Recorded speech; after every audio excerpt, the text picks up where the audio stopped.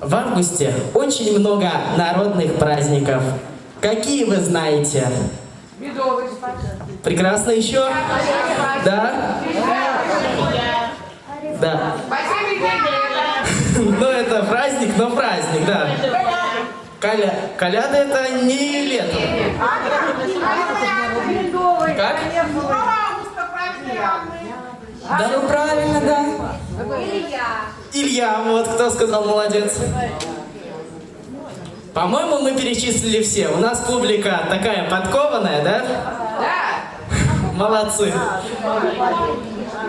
А вот один не перечислили. Один из них – зажинки.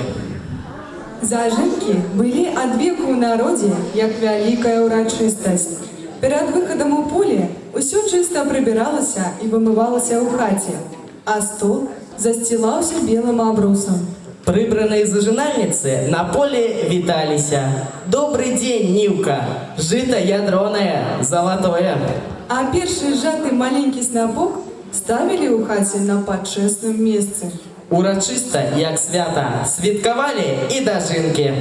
Люблю свой край, зялёны і спакойны.